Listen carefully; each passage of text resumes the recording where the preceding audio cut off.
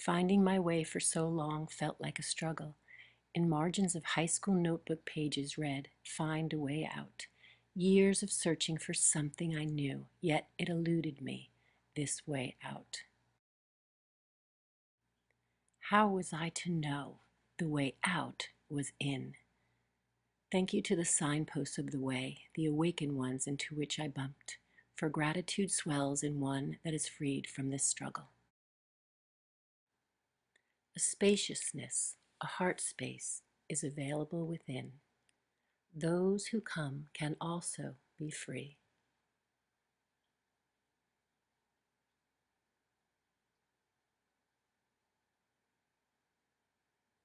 Or at least feel the stirring of the wings upon their back.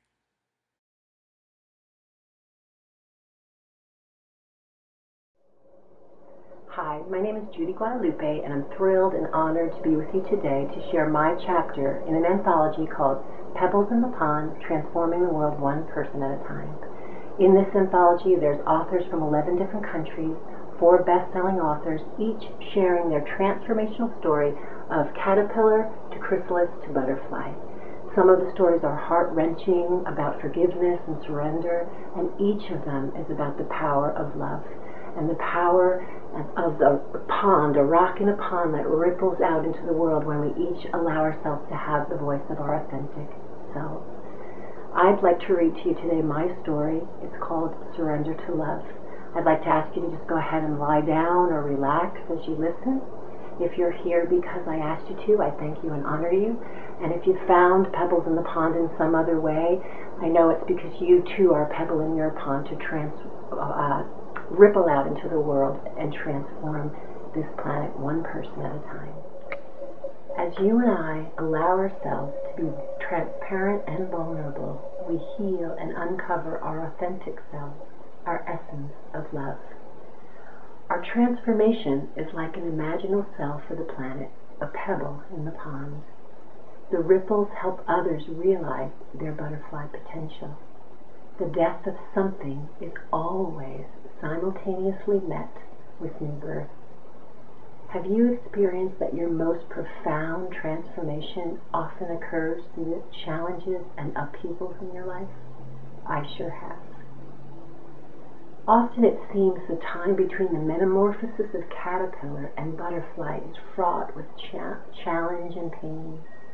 Yet, as we surrender resistance, the love essence within all life is forever unraveling itself.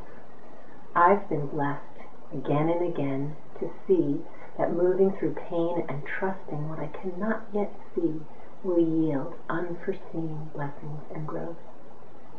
I wish this for you, wherever you are as you are reading these stories, that you let go and let God and say yes to the wings that are stirring upon your back. I'll start my story at the beginning. 1960, into planet Earth I came, born to a beautiful family of a variety of forms of God love. I learned many lessons as the third child of 7 in New York, going to Catholic school. At the time of this writing, my parents have 22 grandchildren, 3 great-grandchildren. There are 40-something of us in total. I would need to write a series of books to speak to the pebbles in my family that add to the transformation of this world through love. As a young child, I was quite sensitive. I talked to the walls, I was told. I remember feeling safe as I sucked my thumb, daydreaming for hours on end. I have some memory of connecting then with my friends of light, but the connection little by little faded. Growing up, I liked people. I could feel how they felt, and I wanted to help them feel better. I was not a fan of school, and thus school was not a fan of me. As I grew, the not good enough syndrome caught on to my thoughts like a virus, and the aspect of me that was becoming all I knew myself to be began to believe those thoughts. Others had better grades and seemed just to do life better than I did. These translated into belief systems within me that I was inadequate or weird or strange, incapable.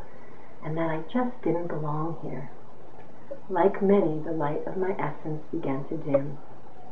I felt deeply and took on the feelings of those around me, not yet knowing how to use my empathic abilities.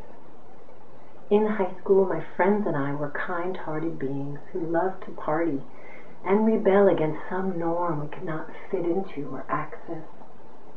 Soon, the low self-esteem and wanting to feel different and get the hell out of here plagues took hold, mixed with the guilt and shame from inherited lineages. I disconnected from myself and the gifts I'd come to share.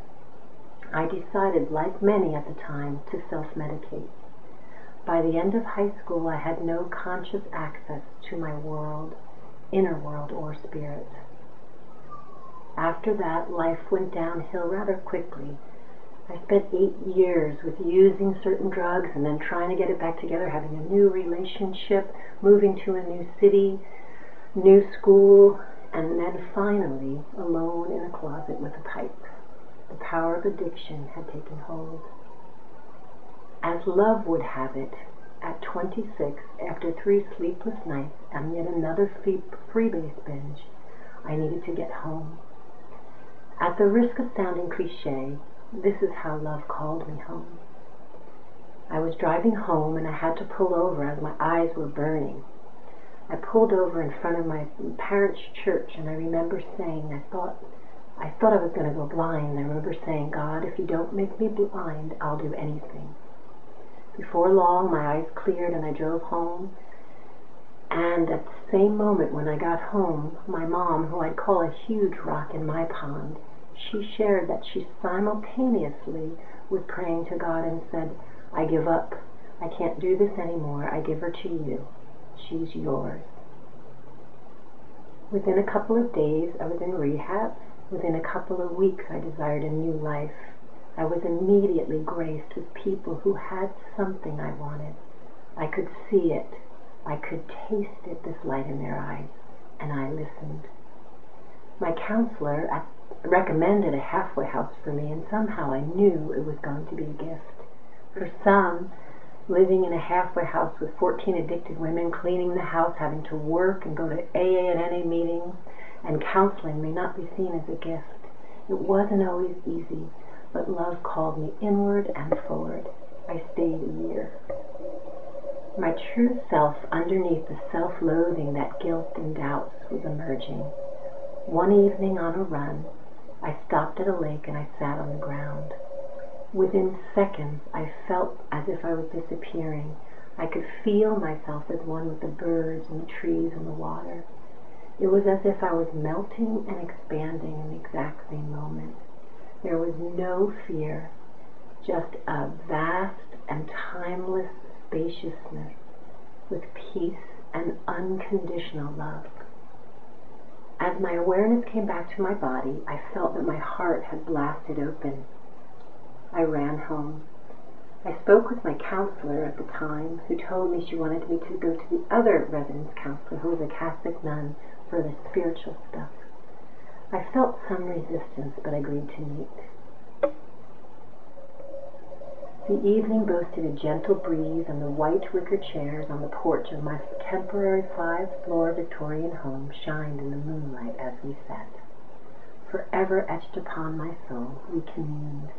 We spoke of love, of God, simultaneous and other lives, and her friend who channeled. Some concepts that I'd never entertained yet were deeply familiar. This friend told her that anyone who came to her would move toward the light. Sister Jane is a pebble in the pond of hundreds of women who encountered a path of awakening imbued with addiction and other life challenges. United Way did a documentary about this house called Where the Walls Breathe Love.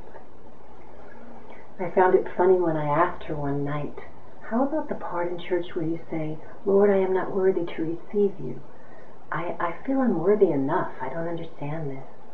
And she looked at me and she smiled her big, brilliant-eyed smile. She said, oh, honey, I skipped that part. We spoke well into the night. Her presence drew me, the soul of love I am, into the present moment. I knew and felt God in me and in everything. I realized that the rest of my life would be guided by this mystery, this power of love called God by some, and that I was totally and completely supported. It was the journey of a lifetime, the true reason I exist, emerging. Love calls forth love, and this is what she did for us. As love heals, compassion blooms, and led me to become an addictions counselor. With the impulse of awakening as my guide, books fall off shelves at just the right moment. Teachers appeared just when needed. Learning and sharing the deep and powerful teachings that support recovery was a grace-filled blessing. Before long, I met my partner of 22 years. My being danced as we met, experiencing the timeless connection of our souls. We have 3 magnificent children together, with my partner and each child calling forth more of my true self to heal and show up more fully. Being a partner and parent has offered me the most profound experiences of loving, as well as unparalleled opportunities for healing and growth. If you know any of these wise old souls in children's bodies today, you know how good they are at calling you home, pushing the buttons to bring up any imposter less than love showing up in your life. Over the years, I found myself to be most challenged to translate what I could experience in that silent space of love into the physical world in my relationships. Ask my family, they can tell you. As life moved forward through challenges and triumphs, resistance and surrender, contraction and expansion, I explored and studied as I uncovered the gifts I've come to share. Now, as a writer, a spiritual counselor and coach, and an entertainer or inspirer for the soul, I love supporting others to discover how love is endlessly unraveling itself in their lives. Have you ever been addicted, or are you finding yourself in the grips of an addiction now? Be gentle and ask for help. Your inner wisdom may create crisis to bring you home to love. We can become addicted to many things, looking for God in all the wrong places. Addictions, when addressed, are often the catalyst that brings us from looking outside of ourselves to looking within and accessing the inner peace and love we are. The most magnificent high of all comes from the full and utter realization of our connection with Source and each other. Together, we have this unprecedented opportunity to realize our individualized wholeness while experiencing this mysterious unified field of love that connects us all.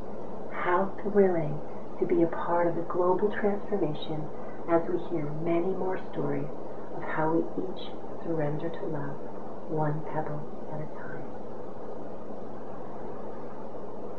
So, thank you very much for listening today. You can find out more about Pebbles in the Pond at our website, pebblesinthe.pondbook.com, and the same name as our Facebook. I would like to just say thank you. What an amazing time to be on this planet. We're doing this thing. We are, as a race, a human race, waking up from one perceptual error that told us that we were separate from each other and the divine, and we're walking in together to the realization of our full and utter connection to each other and to the divine. And I'm honored to be a part of it, and I look forward to seeing your pebble and all the ripples you create in your world. Thank you.